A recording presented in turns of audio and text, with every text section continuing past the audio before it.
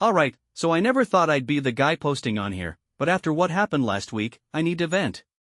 Plus, if my story helps someone else avoid getting screwed over like I did, it's worth it. For context, I've been working as a waiter at this mid-tier Italian restaurant for about 2 years. It's not a dream job, but it pays the bills, and honestly, I like the work when people aren't being absolute nightmares. Most customers are fine, some are great, and then there are the ones who make you question the entire concept of humanity. One of those people walked into my life last Friday night. It started like any other shift: long hours, sore feet, the occasional Karen demanding to see a manager because her wine tasted too much like wine. Then, about halfway through the evening, this guy, let's call him Chad, comes in with his date. Expensive-looking suit, flashy watch, the kind of guy who talks just a little too loudly because he wants everyone to know he exists. His date? Stunning. Way out of his league. Which should have been my first clue. Chad snaps his fingers at me, actual finger snaps, to get my attention. That already puts me on edge, but I slap on my customer service smile and head over. Hey there, folks. What can I get started for you? And that's where things started going sideways. So Chad doesn't even look at me. He's too busy scrolling on his phone. His date, who I'll call Sophia, because she looked like a Sophia, classy, elegant, definitely too good for this guy, gives me a small, apologetic smile. Before I can ask again, Chad finally speaks. Yeah, we'll do a bottle of your best red. Something expensive. He waves his hand like he's shooing a fly. Now, I don't know about you, but when someone orders something expensive without specifying, that's a red flag. It usually means they're trying to flex, but they don't actually know what they're doing. Sure thing, I say, playing along. Would you like a recommendation, or do you have a preference? Just bring me the best one you've got, he says, still not looking up. Price doesn't matter. Now, normally I'd clarify a bit more because our best bottle is over $300, but the guy had an attitude, so I figured, fine. He wants expensive? He gets expensive. I bring over the wine list anyway, just to be safe, and point to our most expensive bottle. This one is a fantastic choice. It's $350 and... Before I can finish, he cuts me off with a loud, dismissive laugh. $350? Bro, I said expensive, not whatever this cheap crap is. I blink. I have never had someone call a $350 bottle of wine cheap crap before. Even Sophia looks embarrassed. Well, that is our most premium selection, I say, trying to keep my voice even. He scoffs. Ugh, fine. Whatever. Just bring it. At this point, I already have a bad feeling, but hey, not my problem, right? I grab the bottle, pour the wine, and move on with my night. If only I knew what was coming next. So, I bring out the $350 bottle, do the whole fancy wine presentation, tilt the label toward him, pour a little for him to taste. You know, proper service. Chad barely glances at it. Instead, he swirls the glass aggressively, takes a sip, and then does that face. You know, the one where people pretend they're wine connoisseurs but clearly have no idea what they're talking about. He clicks his tongue. Yeah. You can really taste the tannins, he says, nodding like he just discovered fire. Sophia gives him a weird look. I thought you said you didn't like tannins? Chad freezes for half a second before laughing. Yeah, but, these tannins are different. Aha. Sure, buddy. Whatever. Not my problem. I leave them to their date and get back to my other tables. The restaurant is slammed, and I'm running around like crazy. But then, maybe 20 minutes later, I hear Chad snapping his fingers again. I turn around. He's motioning me over like he's a king and I'm a peasant. Here we go. I walk over, still wearing my best customer service face. Everything all right? Chad leans back in his chair, arms spread like he owns the place.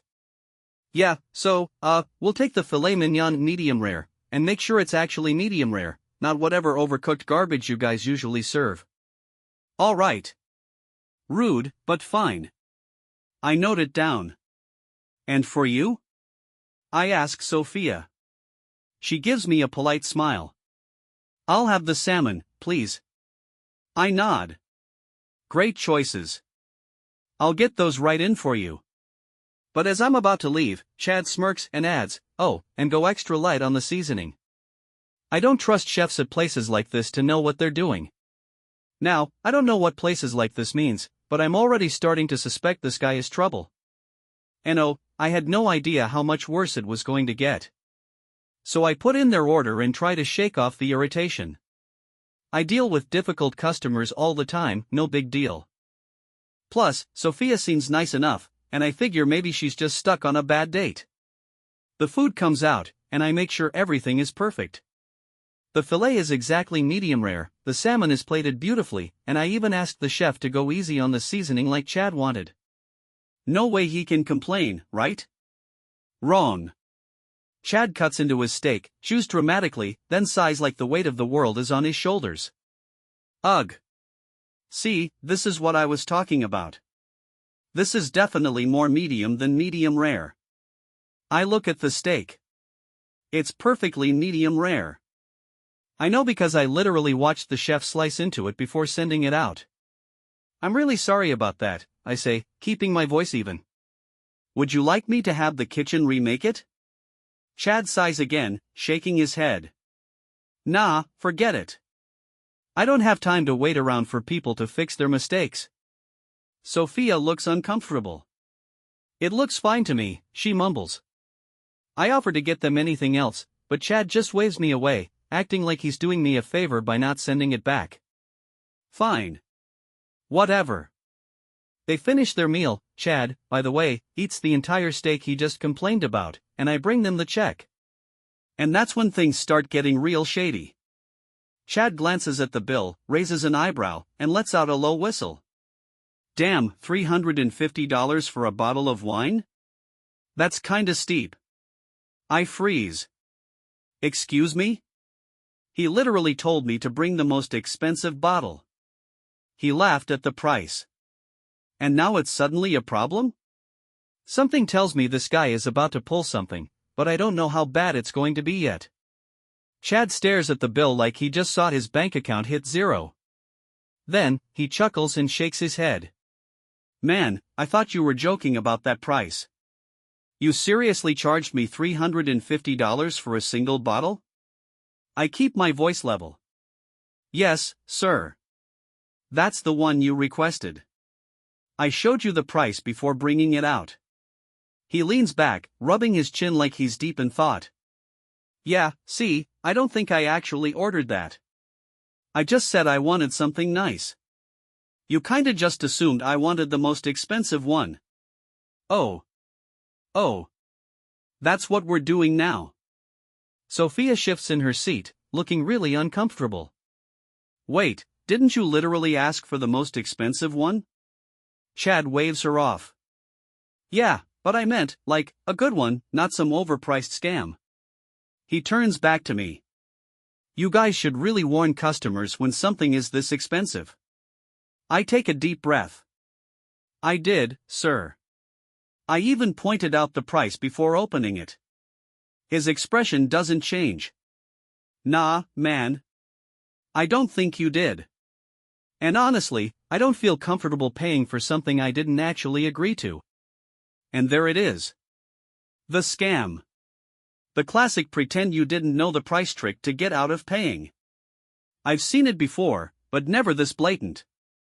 I stay professional. Sir, I'm sorry if there was any misunderstanding, but you did approve the bottle. I can get the manager if you'd like to discuss it further. He sighs, like I'm the one being difficult. Nah, let's not make a big deal out of it. He pulls out his wallet and takes out a card. Just take off the wine, and I'll pay the rest. I don't even have time to respond before Sophia, who has been silent this whole time, finally speaks up. No, she says, crossing her arms. You're not doing this. I was not expecting that. Chad blinks at her like she just spoke a different language. What? Sophia sits up straighter, her expression shifting from uncomfortable to straight up pissed. You literally told him to bring the most expensive bottle. You laughed at the price. And now you're trying to act like you didn't know? Chad forces out a laugh, but it's obvious he's thrown off. Babe, come on. This is just how restaurants scam you. They push expensive stuff on you when you're not paying attention. Sophia looks at me. Did he ask for the most expensive bottle? I hesitate for half a second, because wow, I did not expect to have an ally in this mess, but then I nod. Yes, he did. She turns back to Chad, eyes narrowed. Unbelievable. Now he's getting mad. His face darkens, and he leans in toward her. Sophia, don't embarrass me here. She lets out a sharp laugh. Oh, I'm embarrassing you? You're literally trying to scam a waiter. At this point, I don't even know what to do. Do I stay? Do I back away slowly and pretend I don't exist? This is above my pay grade. Chad exhales through his nose, his jaw clenched. Look, whatever. I'll take care of it. He turns back to me, still acting like he's the one being inconvenienced. Fine. Just charge me for the wine. I nod and take his card before he can change his mind. I run it, drop the receipt, and get out of there as fast as I can. But oh, we're not done yet. Because when I come back, the bill is signed, but the tip line? Completely blank. And the total? Altered. I pick up the receipt, glance at it, and feel my stomach drop. Chad didn't just stiff me on the tip, he straight up edited the total. Instead of the full amount, he scratched out the original price and wrote a new total, conveniently leaving off the $350 bottle of wine. Classic move, sign the receipt, lower the total, and hope no one notices before the transaction processes. I look up at him. He's already standing, buttoning his suit jacket like he's about to walk out, completely unfazed. Sophia, on the other hand, is staring at the bill with wide eyes. Are you kidding me? She hisses. Chad shrugs. Babe, it's not a big deal. I take a deep breath. Sir, I can't process this. You've altered the total. He waves a dismissive hand. Yeah, well, I'm only paying for what I actually ordered. No, I say, my patient's barely holding on. You're paying for what you received. Sophia shakes her head in pure disgust. I cannot believe you. Chad scoffs. Relax. They always overcharge anyway. It's called balance. Balance? Balance? This dude really just tried to justify stealing from a waiter. At this point, I know I have two choices. Call over my manager and escalate this. Let it go and eat the loss because, let's be honest, sometimes managers cave just to avoid drama. But before I can decide, Sophia grabs her own wallet and pulls out her card. Run the full bill, she says, slapping it on the table. Chad's head whips toward her. What the hell are you doing? I'm paying, she snaps. Because I'm not about to be the girl who dines and dashes like some scammer. Chad clenches his jaw. Put your card away. No, she says, glaring at him. You clearly have no problem screwing people over. But I do. I love this woman. But Chad? Chad is not taking this well. For a second, Chad just stares at Sophia, like he can't process that she actually stood up to him. Then, his face turns red. What the hell is your problem? He hisses. Sophia doesn't even flinch. My problem? My problem is that you just tried to scam a restaurant like a broke college kid who forgot his wallet. Chad leans in closer, lowering his voice like he's trying to intimidate her. Put your card away. But Sophia? She just crosses her arms. No. I swear, I can see the moment Chad realizes he has completely lost control of the situation. His jaw clenches, his nostrils flare, and then, without another word, he turns to me. You know what? He sneers. Go ahead. Run her card. Hope you enjoy screwing over paying customers. And just like that, he grabs his coat and walks out. Yup. leaves her right there in the middle of the restaurant. Sophia watches him go, her face unreadable. She doesn't chase after him, doesn't call his name. She just stands there for a second, then lets out a long, slow breath. Jesus, she mutters. I hesitate, not sure what to say. Are you okay? She shakes her head, then laughs, like, really laughs. Oh my God. I should have seen that coming. I don't know what to say to that, so I just awkwardly slide her card back toward her. You don't have to pay if you don't want to. I can call my manager and explain the situation. But she just shakes her head again. No. He ordered it, he drank it, and I'm not about to let you take the hit because I went on a date with a con artist. She runs her card. Full bill. Even leaves a huge tip. And then she just sighs.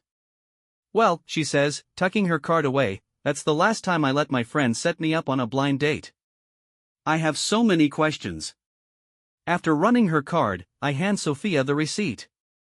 She signs it, still shaking her head like she can't believe what just happened. I swear, I thought he was a decent guy, she mutters. We've been talking for a couple of weeks. He seemed. I don't know. Normal? I raise an eyebrow.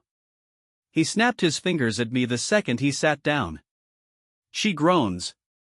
Yeah, that should have been my first clue. But my friend swore he was such a catch. She air quotes with an eye roll. Well, I say, giving her a sympathetic smile, at least you found out now instead of, I don't know, a few months in? She laughs, but there's a hint of exhaustion in it. You know what? You're right. Better now than later. I start to walk away, but she stops me. Hey, what's your name? I tell her. She nods. Well, my name, you've been awesome. I'm sorry you had to deal with that. If you ever see me back here with a date, please signal me if he's an idiot. I chuckle. Will do. With that, she grabs her purse and heads out on her own. No angry texts, no last-minute reconsideration. Just, done. And honestly? Respect. I clean up the table, still trying to process the chaos of the last hour. But just when I think the night is over, Chad comes back. I'm wiping down the table, still shaking my head at everything that just happened, when I hear the restaurant door slam open. I don't even have to look. I know it's him. And sure enough, when I turn around, there's Chad marching straight toward me like a man on a mission. Oh, hell no. He stops right in front of me, jabbing a finger at my chest. Where is she? I blink. Who? Don't play dumb, he snaps. Sophia. She's still here, right? I glance around dramatically. Looks like she left. He exhales sharply, running a hand through his hair like he's the victim here. Unbelievable. She seriously just ditched me? Yeah, I say, deadpan. Kinda like how you ditched her 5 minutes ago. Chad glares. That's not the same thing. Oh, but it so is. At this point, my manager, a guy named Dave, notices what's happening and walks over. Is there a problem here? Chad turns to him, all fake outrage. Yeah, there's a problem. Your waiter here scammed me. I knew this was coming. Dave folds his arms. How so? Chad gestures wildly. He tricked me into ordering an overpriced bottle of wine, then refused to take it off my bill. That's shady as hell. I step in before Dave can respond. That's not what happened. You specifically asked for the most expensive bottle. I showed you the price, and you laughed at it. Chad rolls his eyes. Yeah, well, I didn't think you'd actually charge me for it. Oh. My. God. Dave just stares at him for a second. Then he bursts out laughing. And not just a little chuckle, like a full-on, deep, wheezing laugh. Chad's face turns bright red. What's so funny? Dave wipes a tear from his eye. Dude. You drank the wine. That's like eating an entire steak and then trying to return it because you didn't like it. Chad opens his mouth, then closes it, realizing he has no comeback. And then, in the pettiest move I have ever seen, Dave claps him on the shoulder and says, "Better luck next time, champ," before turning and walking away. I swear I have never seen a grown man look so humiliated. And just like that, Chad storms out again. And this time? He doesn't come back. After Chad's second exit, I take a moment to breathe. I seriously thought he was going to throw a tantrum, but nope, he just huffed out the door like the world owed him something. Sophia was gone by then, so I finish up my shift, but I can't shake the feeling that I've just been part of something way bigger than I initially realized. I mean, what kind of guy does that? Goes out of his way to humiliate someone, tries to scam a restaurant, then comes back to start a scene when it doesn't go his way? By the time I clock out, I'm feeling emotionally exhausted. I'm glad Sophia got out of that situation, thank God she paid and didn't let him make her feel bad about it. I don't even want to know how many times he's probably pulled this stunt on people before. But here's the kicker, Dave, the manager, pulls me aside before I leave. "Hey, my name," he says, "I've been thinking about what happened with that guy." You did the right thing. Seriously. I blink. Thanks. I just did what any decent person would have done. He nods. Yeah, but it's easy to let customers walk all over you when they start acting like that. I'm proud of you for standing your ground. You don't see that enough in this job. That felt good.